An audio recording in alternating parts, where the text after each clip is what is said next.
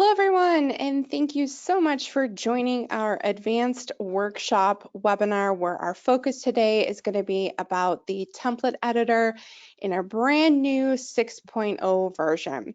A little housekeeping before we do get started. Everyone is on mute, but if you have any questions, go ahead and put those right in the GoToWebinar control panel.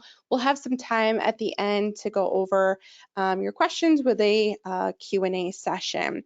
We are also recording this session and it will be sent out to everybody about an hour after the webinar wraps. And it will also be up on our YouTube channel later on this afternoon for even further playback. My name is Courtney Peak. I'm the head of support here at PreciseFP. Again, welcome and thank you all so much for taking time out of your day today to join me. All right, now before we get started, I just wanted to kind of quickly go over some terms that you're going to hear and see often during this webinar.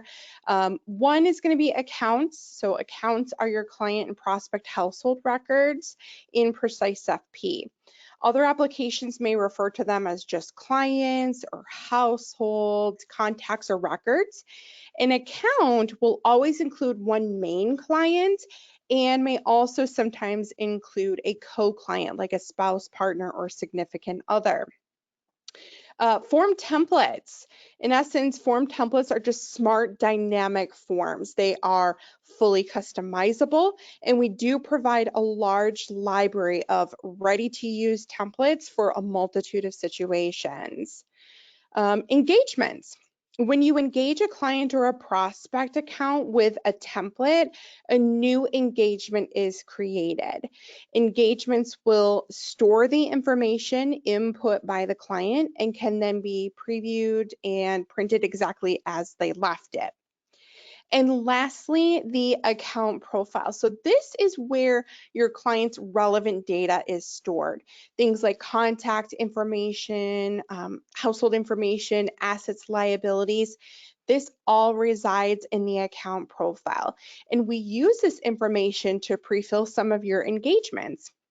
And when your client completes them, we automatically update their account profile to include the new collected data. And then some of that information from the profile can then be exported to other systems via our integrations. So now we've done that, let's go ahead and jump right on over into PreciseFP. There's so much to kind of go over. So let's just dive right in here. So the template editor, again, is our focus today, and it really is an incredibly powerful tool. When we say PreciseFP is fully customizable, I hope that is something that you'll be able to take away after watching and listening to this webinar today, because it's definitely something we pride ourselves on as being a fully customizable solution. So hopefully you'll be able to see that, as well as get some ideas for your own templates that you may go out there and want to create. So the thing that I like to show first is our library, which I mentioned earlier. We've got a lot of templates that are already here. And that makes it really so that you can use PreciseFP the moment that you sign up. But even with these templates that are already here in the library, I mean, you can come out here and you can customize these to your own liking if need be.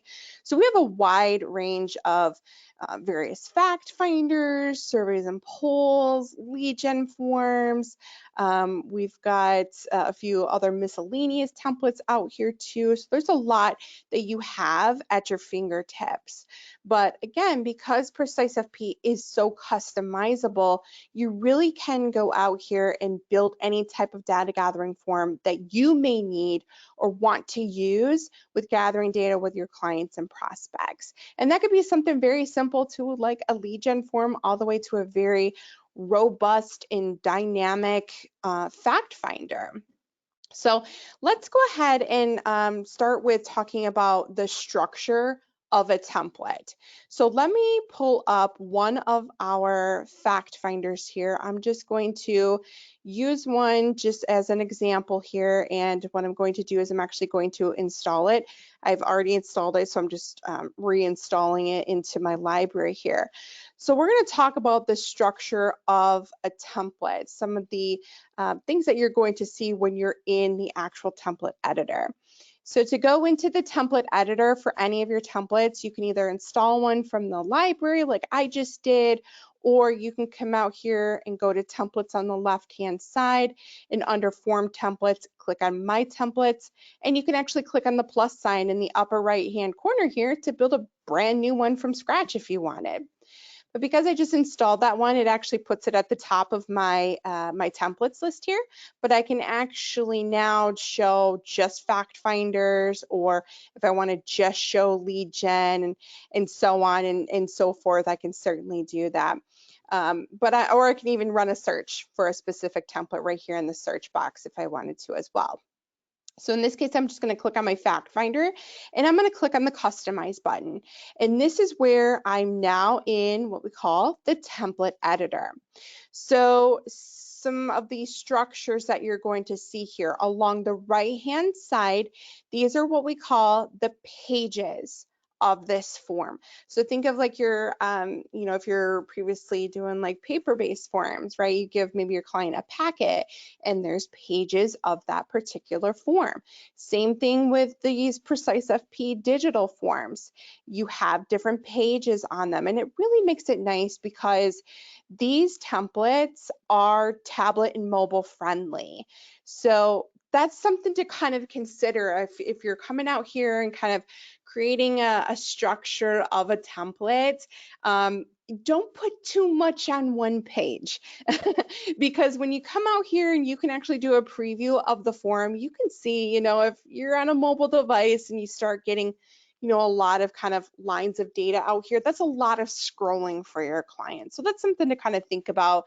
And that is why we have pages, because it allows them to kind of move on, you're not so much scrolling and things like that. Also add some nice organization to your form too.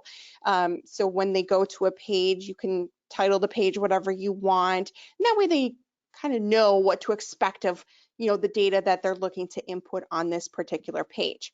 So this is a page, and within the page, what you also have is what we call groups, which are kind of like sections. So you think if you're looking at a page on a actual paper form, you may have like paragraphs, things like that.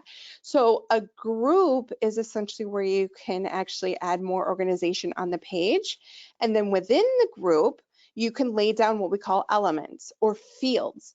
So in this case, we are on the family members page.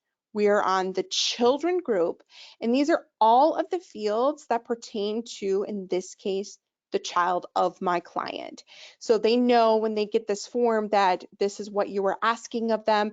And, again, you can add groups on the page, lay down fields within that group. So it adds a lot of nice organization to the page, and it allows the client to really kind of see exactly what you're asking of them. Now, another thing with the elements, let's kind of talk about that here. So a lot of things that you can do with the elements. So you can see all the various elements that we have on, in this case, this particular group on this particular page. So let's talk about elements now. So elements are either going to be input elements where your client can input data onto them, or you can also lay down what we call graphical elements, which are not going to be interactive by your client. Think maybe an image, or maybe your logo, or maybe a video, something that, again, they're not going to, check a box or manually type in data. So those are the two different types of elements that you can lay down on the actual page. Now, let's say I want to, right here on this particular group, maybe lay down a new element. So what I can do here is I can click on any existing element, and let's say with this here, I want to maybe put an element. Now I can actually click on the element, and I'll have some icons appear here. Now if I click on the pointed down arrow, it'll create, as you can see, a new empty cell down below. Or I can choose to click on the arrow that points to the right, and now it will create an empty cell over here to the right. Now, basically, anywhere I have an empty cell, I can click on it, click on the plus sign, And then here's that two different type of elements that I was talking about, input elements and graphical elements. So an input element is where your client's going to put in data, and a graphical element is going to be things like a button, or maybe it's just text that you want them to read, like maybe you're recreating a service agreement. It's predominantly text. You could use what we call a text box, so it's just putting static text onto the page that they're reading. They're not needing to put anything in that field. So a lot of different options that you can see here. We've got everything from address fields, emails. You can even get advanced and do calculations. We've got e-signature, a lot of different variations that you can actually lay down onto this page. Now, another thing that you can do is, let's say you maybe create an element on maybe another page or another form, and let's say you want to copy it. Well, what you can do is you can actually click on the existing element, click on this copy, and then you can actually choose where you want this to go on this particular form here. So let's say I want to copy this address field to another page, which is on the left-hand side, and the group there is on the right-hand side. So it easily just copies it from this section on this page over to, in this case, it shows you where the destination is going to be. And then if you want to call it something else, and as you can see, you've got the option to put a description and a lot of options with the address there. So that's how you can copy an element now. Now, another thing that you may have saw too is when I was coming out here and clicking on the plus sign and doing new element, you probably saw this import from. So what this does is it actually allows you to, in this case, if you're looking to bring in another element from another form, what you can do is you can choose another template. Or what you can do is, this is going to be the connected elements from the data set, where the benefit of that is if you bring in a field from the data set, what happens there is it has that connection from the template to the client profile. So let's take, for example, just to simplify it here, the first name is a great example of a field that is actually connected, and you can tell that fields are connected with this little connection icon here in the upper right hand corner of the field. So what happens is when I send this form out to my client and my client inputs their first name, what happens is that is actually connected to the first name field in the client profile or the data set, which is right here. So it's on the client details page, the personal details group, first name field. Now, if I already have data in this field and I make that connected field on my form that I'm sending out to my client, then what happens is this data in this field will actually pre-populate into that form, making less work for your client. So our fact finders are a great example of having this setup already done on them. They all contain these connected fields from the profile. That way, if you're doing something like maybe working with an existing client, maybe you're using PreciseFP to do like an annual review with them, what you can do is you can import data in from an integration partner, or if you've maybe previously sent them out a form, you have data on file for them. It will pre-fill into those connected fields that you have on your form. So when the client gets the form, it's already pre-populated with data. They can see what's on file. They can make changes and submit it back to you. And if they do, then this profile highlights to let you know exactly what they did. So if they made a change in a page, the page will have a highlight here in the profile to let you know exactly what they did. And then the individual field itself will have a highlight icon to let you know this is where they specifically made a change. So that is the elements. Now let's go back into that fact finder that I was working on here, and let's talk about groups. So again, groups, these are all different groups on this particular page: contact details, driver's license, other information. Now, what you can do with a group is you can actually, at the bottom of a page, you have the option to add a new group. So if you, in this case, want to add a new group to this page, you can simply click on the new group button. Now, if you want to maybe rearrange your groups on a page, that's just a matter of when you hover over the group in question that you want to move, this set of dots appears over on the left-hand side here. It's just a matter of clicking, dragging, and then it reorders the group on the page for you.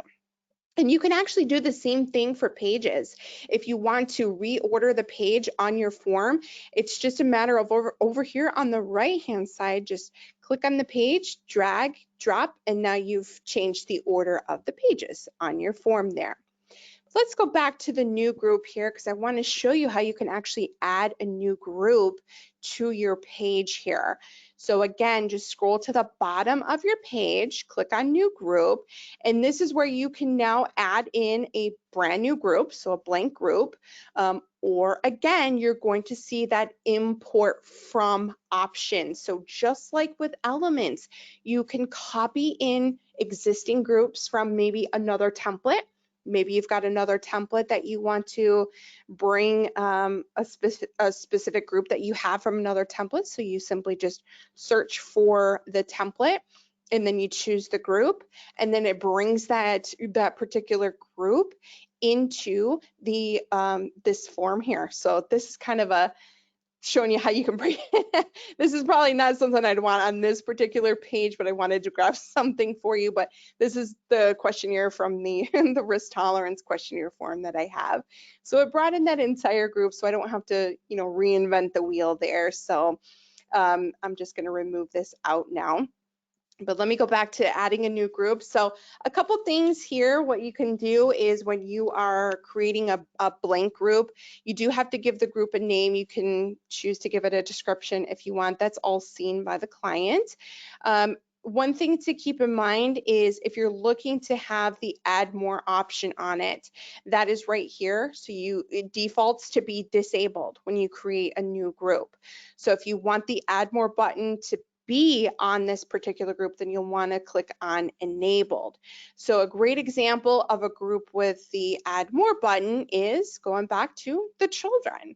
So when this is presented to the client, in this case, if they have more than one child, they can click on that add more button, and then it will basically duplicate everything all over again from this group. So let's do a preview of that so you can see what I'm referring to. So everything in the group would populate all over again, and they can click on that add more button as many times as they want. So let me go to children here and just kind of show you again in the preview. I can click on add more, and then what will happen is boom, now we've got second child, and I can keep on going. And we have this again set up on a lot of our fact finders. Like we move along onto the insurance page, the insurance groups are set up like that, retirement plans, estate planning, etc. So although that's the add more of a group there. Let's now talk about security levels. So this is a big question that we get asked about often. When you go to our form library, you'll see this little icon in the lower right-hand corner of the thumbnail of the actual form here. So, pardon me, the little green icon will indicate that it's a high security level. The orange icon indicates that that is a low security level. So what's the difference between the two? The high security level means that the client will be required to authenticate him or herself in order to get into this form and put data into it. So the authentication process in PreciseFP will require an initial PIN. Every client and prospect that gets added into PreciseFP gets auto-assigned a PIN number. Now you can automate this PIN going out to them.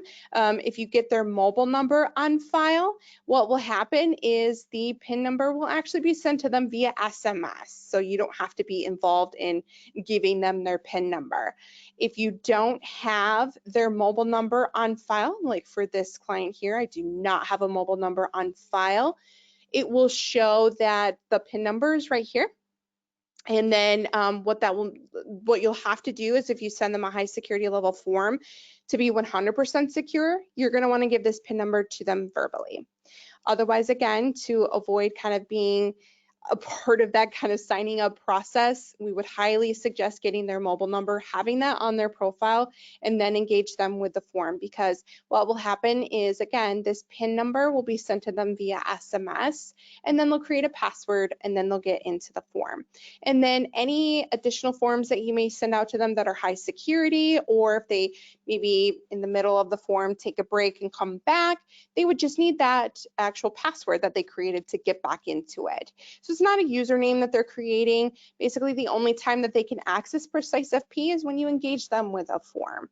So we do have often some folks mistake us for being a portal, and that's not what we are. We are a data gathering solution via digital forms is essentially what it is.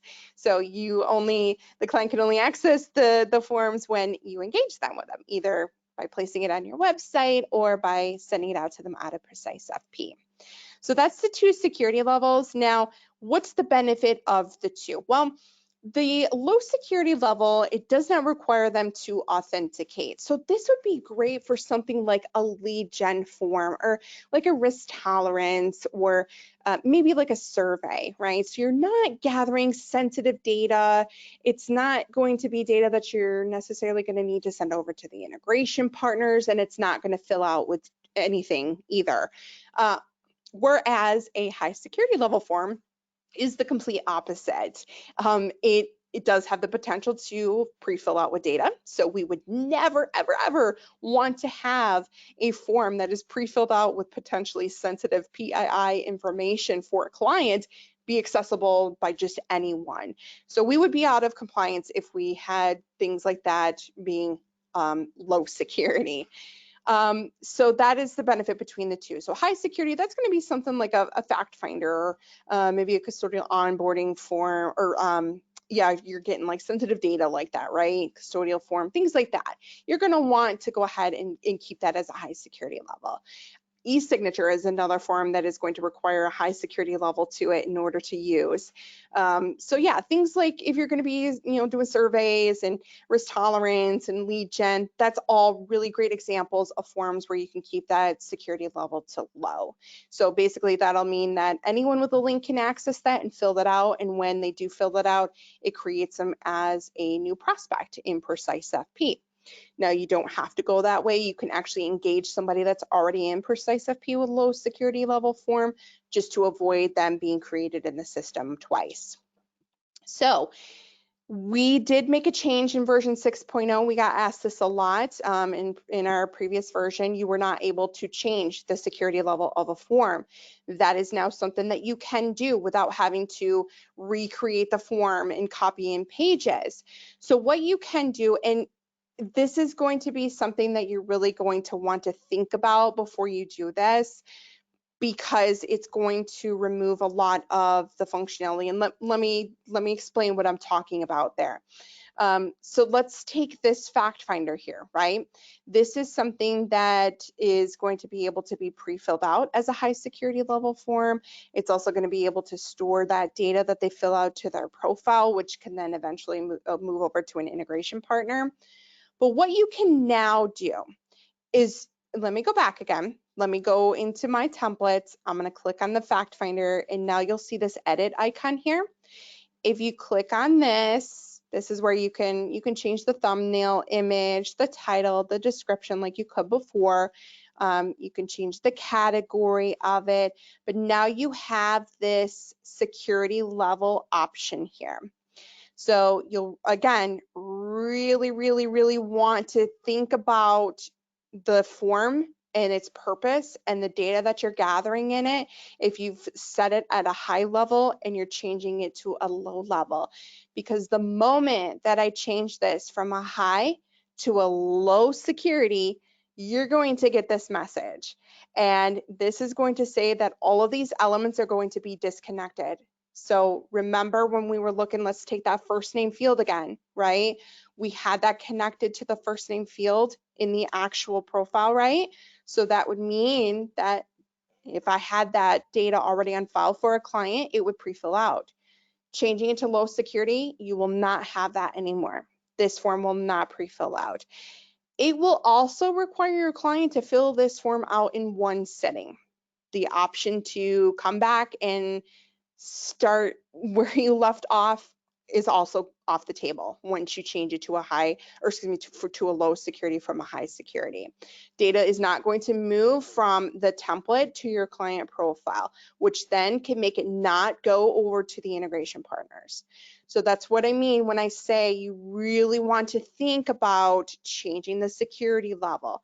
The option is yours, but I really wanted to kind of drive that kind of warning message home to you folks. If you're going to be doing that, there are some, obviously some pros and cons, right? There's pros and cons. Now with the low security level form, they don't have to authenticate, but the downside is they have to finish it in one sitting. There's no saving it to the profile. It's not going to be pre-filled out. If you're okay with all of that, then all you have to do is just click on Save Changes, and now it will be a low security level form. So that's something that is new now in version 6.0 that we didn't have before. Okay, let's now talk about going into the editor a little bit here and talking about some of the features and functionality that you can do to really make your templates really kind of stand out. So let me go back into the editor here. I'm going to click on Customize. Couple things here at the page level. So one thing that you can do that I see a lot of advisors take advantage of is something that we call a pop-up message. This is a great way to bring attention to this particular page. It has a little pop-up in the upper right-hand corner when the client is on this page. This is another great way just to kind of show that you're speaking to them, just to maybe kind of give them some extra guidance on that particular page. Let me show you an example here in the preview. Let me do a preview to show you what a pop-up message looks like, and then I'll show you how you can go in and create a pop-up message for your own particular page.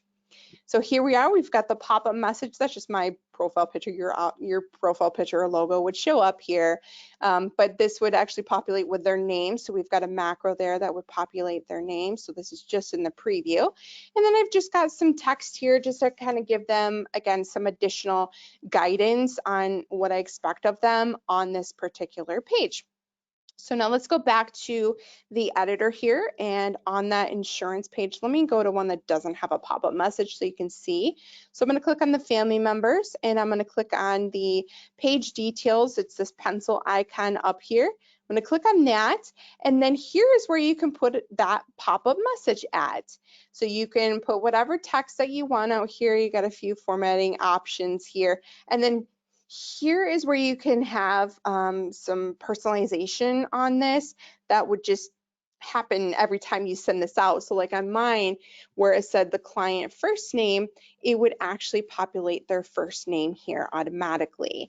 And then I can, sign it with, my name. And, that's what macros are. It takes data that's already on file and it populates it into these macros automatically. So you don't have to go out and edit this every single time that you send it out to one. The macros do that for you, which is a really nice, again, personalized touch when they see these messages on this particular page.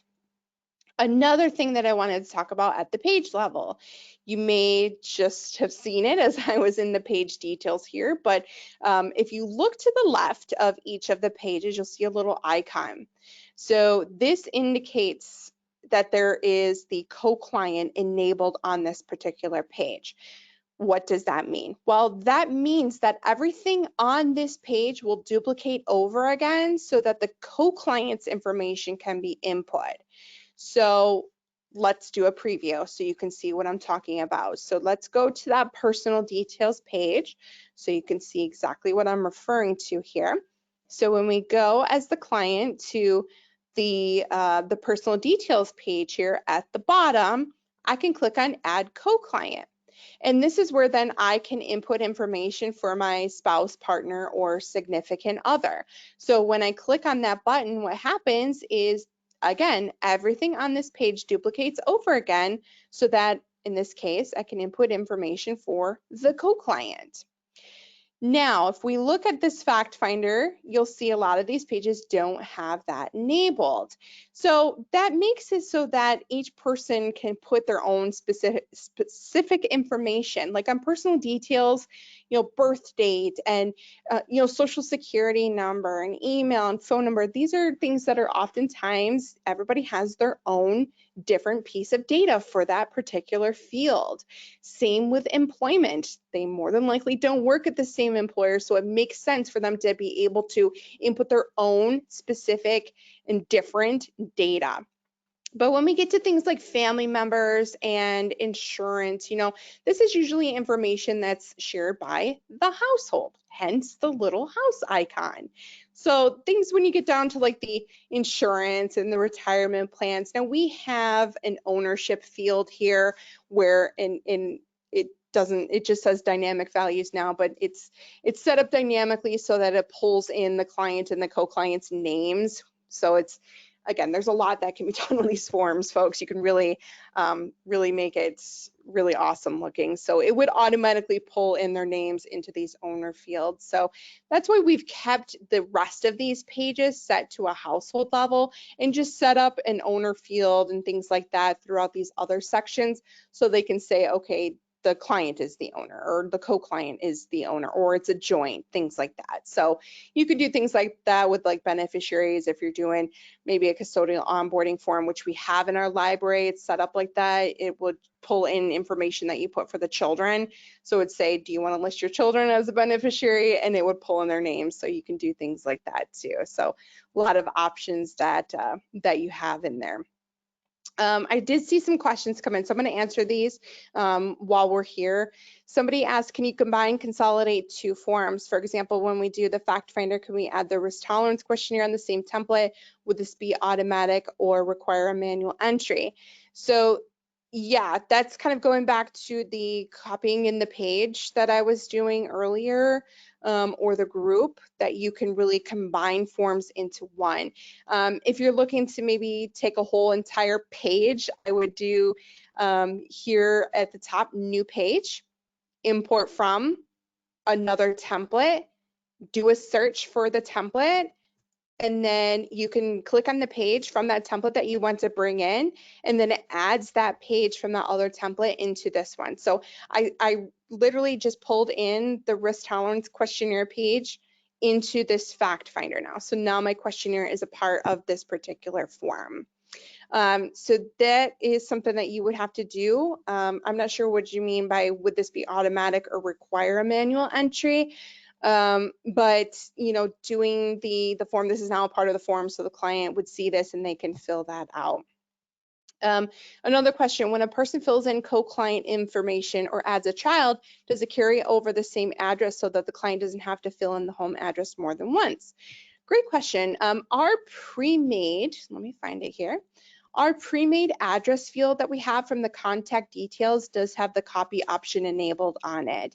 That way, if there is a co-client and they're filling out information for the co-client, the address field does populate over again, so that means that it would be blank initially, but when you click on it, there will be an option that says copy address from client so that they don't have to input it in. And yes, same thing for when they're entering information for the child. The address field is already there and set up in a way that it will actually ask them, do you, again, want to copy this address from, and it will list the client's name. So yeah, absolutely. Our pre-made address fields are already set up like that. And if you do create your own custom address field, you do have the option to set that up at the actual creation of that address field as well. So yeah, great question there. Somebody said, is there a way to change co-client so the add co-client button says add spouse info or something similar? Great question. Let me go up here to translation. Translation is where you can change the wording on the various buttons that we have.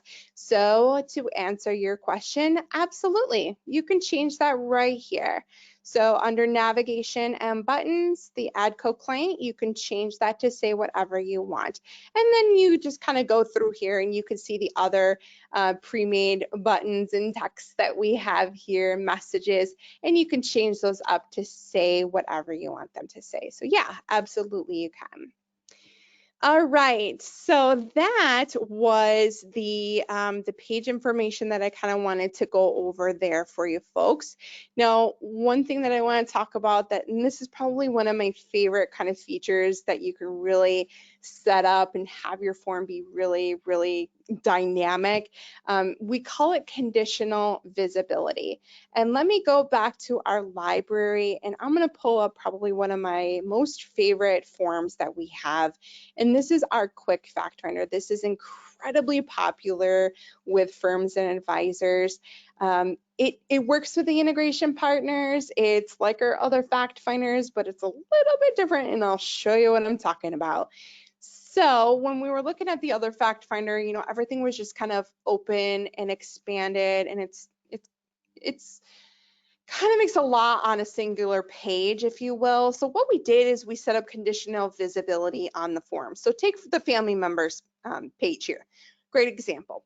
We set it up to have a yes or no question. Do you have children? If they mark no, then they can move on. If they mark yes, then that children's section opens up and becomes responsive, and they can add their children in. And then we set up the other pages like this too. So there's check boxes here at the top now, versus again having all of the sections just kind of open and kind of be, you know, maybe overwhelming to folks.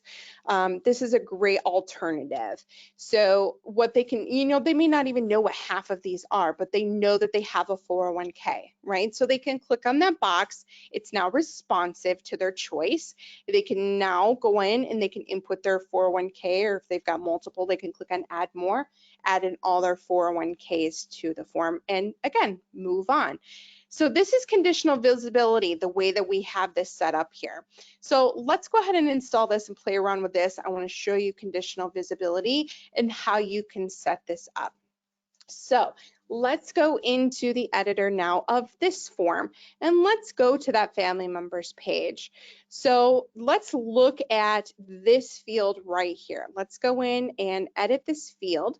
Now what you'll see here in the element details, you'll see the title of the field, which is a lot of times, you know, if you're asking a question, it's really what your, you know, the client sees what you're asking of them to put into this field, right? So with this one, this is what we call a multiple option element. So in this case, it's just a radio button that we're giving them choices to select. And the allowed values are those choices that we are allowing them to select from. Now, where conditional visibility really comes into play here is with this advanced editor. So I'm not sure why this is set to 1 and 0, but you can come out here and you can just leave it as is. Like if you create a field, the value, the label usually just translates over to the value, but the value from the actual multiple option or drop down is what we use in the instance of conditional visibility.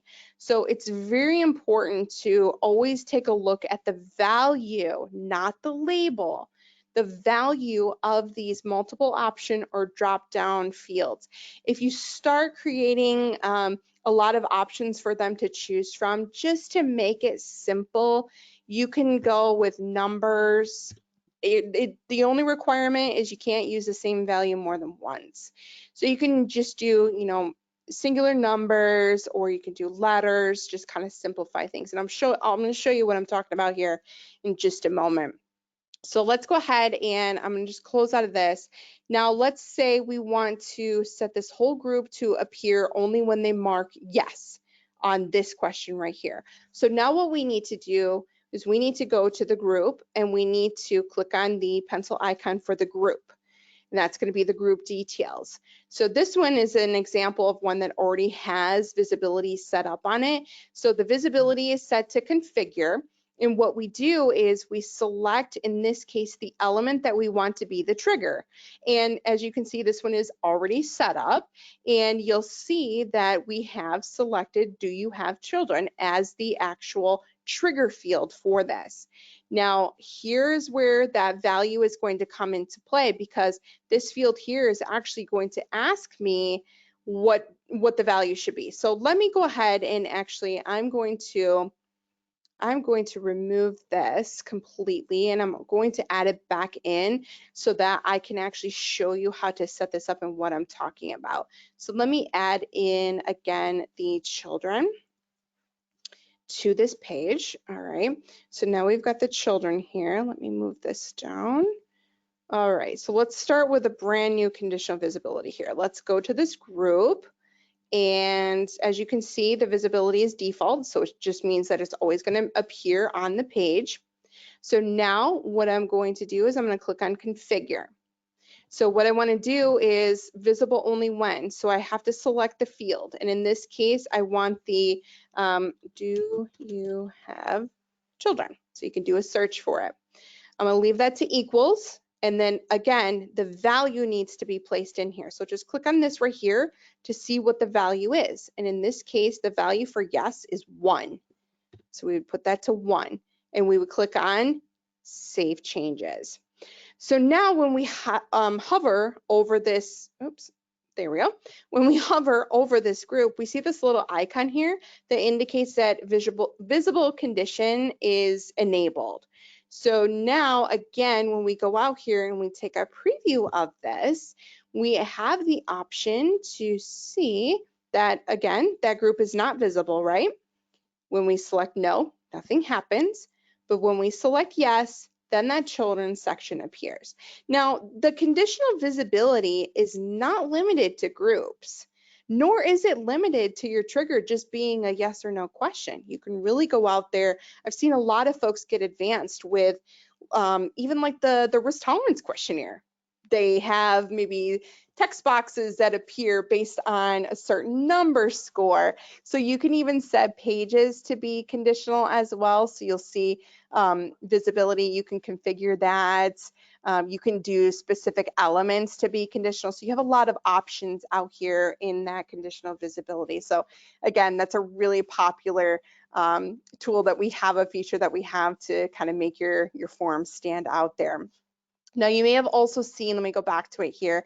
You may have also seen this visible on. So this is the print visibility. So with this, what you can do is you can configure when the group is actually visible. So it defaults to always be visible. What you can select is if you want it to be on advisor preview only. So maybe if you're pre-filling out this form, this particular group, you don't necessarily need the client to see, and you can do this visibility on pages and actual elements as well.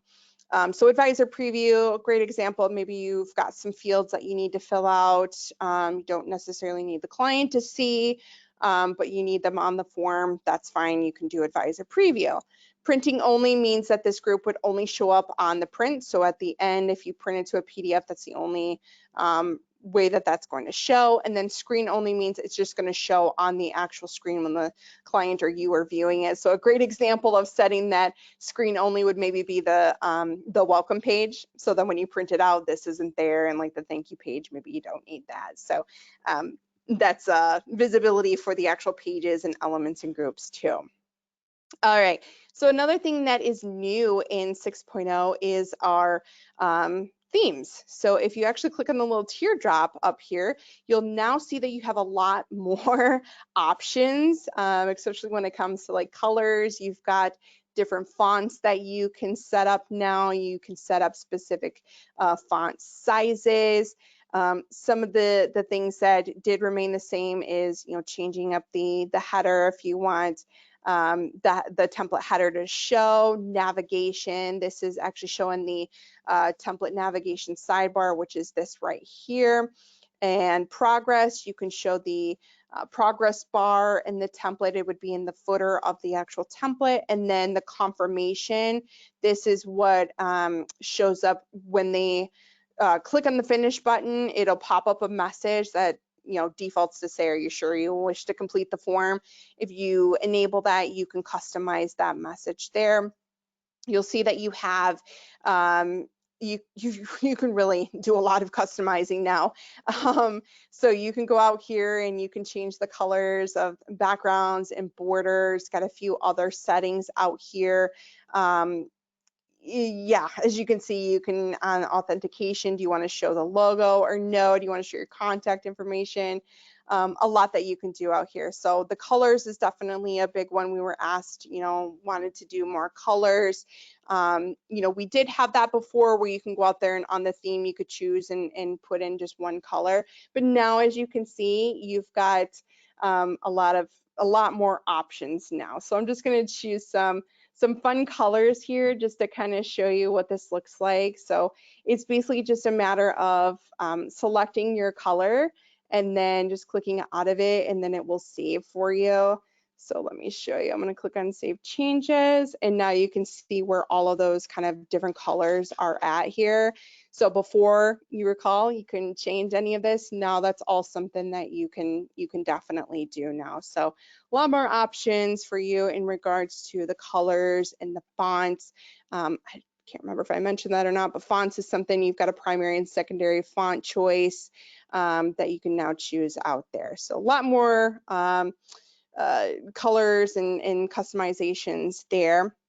Some other things that I wanted to just kind of talk about is, again, in regards to the specific templates themselves. So kind of going back to the library, and I wanted to show like the example of, using one, which I was kind of doing before, going out there and customizing one that we already have, which you can certainly do. But I also just wanted to quickly show you how you can go about building a brand new one too. So going back to my templates, click on the plus sign in the upper right hand corner. So we do now require a thumbnail image. And this is not seen, oh, there's my kids and my dog. This is just something that is required now. And this is not seen by the client, right? This is not seen by the client in any way, shape, or form. This is just for internal purposes. So you can have that be, whatever you want it to be. But you'll give your form a name, a description, and a category, and you set that security level here as well, and then you just click on create. This is very similar to 5.0 where you can go out there and kind of build the form, and then when you do that, it starts you really with a blank slate. But as you can see, it does start you with a welcome page, a thank you page. You've got this household setup page, and then you can just really kind of add from there. You can keep on, adding elements out here. Again, you can use what we already have, bring in, entire pages that we already have, and then you can go out there and kind of build out your own as well. So if you've got like a new page that you're wanting to add, maybe like some survey questions too. So we can go out here and build a new page. So it's literally blank. So we have to start with a group. And let's just create this real quick here, and then we can just start adding in elements. So just to quickly talk about the different elements here, text field is just that, a very simple text field. If you want to maybe give the client a bigger text box to give more text, think, comment or a please explain, that would be a text area. A number field, that's going to be really for if you're doing like just numbers, no symbols, no spaces, no nothing. Currency, that's pretty obvious. A drop down field is just that, sort of like a multiple option field. You put your question and you give them values that they can actually choose from. If you want to provide an other option where they can manually type in, you would just choose yes for allow custom values. And then we also have, again, the multiple option, which we discussed. That is really going to be like a checkbox or a radio button. So it just depends on this right here, allow multiple selections. If you set it defaults to be no, it's going to be a radio button. If you allow multiple selection options, it's going to be a checkbox, so they can check more than one. And then from there, we've got the phone field, email, address, a percentage field, a date field, a year field, calculated, an encrypted field. An encrypted field is nice. So we actually have our social security number field default to be an encrypted field. So these are nice because they add an extra layer of security to the data in that field. So when the client inputs data, in order for you to be able to see the data in that field, you have to enter in your PreciseFP password to see that. And then a document upload allows the client to safely and securely attach any type of documents. Maybe that's a statement, copy of their driver's license, etc. An image upload, I see a lot of advisors who like to get like profile pictures of their clients and have that on file, if you will. So that would be an image upload. And then e-signature. E-signature, again, can only be placed on a high security level form that allows the client to digitally sign the form. And then again, graphical elements, the text box, this is just going to be static text. So if you want to put like verbiage out here that they have to read, a disclosure, privacy policy, etc. Basically, that's just text that they're going to be reading. An image is something that you can put on here. So if you want to put like I don't know, like an image of your firm or your profile picture, what have you. That's just an image that they would be able to view. Document download is where you can actually attach a document to the form and allow them to download it. So what we have in our library, we do have a service agreement. So what I see a lot of advisors do is take this or customize it, and they attach like their privacy policy or their ADV Part 2. And what it does when you add a document download to it, it creates a button on the form. So the client actually will click on that button and will download that file that you attached on it, which is nice. So again, great example is those documents there. Going back to that real quick here. Oops, let me go back and click in here. So the PDF viewer, this is nice if you have like just a PDF that you want them to view.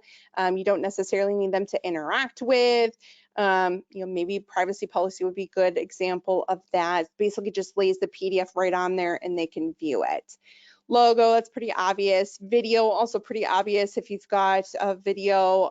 We've got a couple in our library that you can certainly use, but basically you just paste your link in there and it plugs in the video right on the actual form for you, and then they can view that.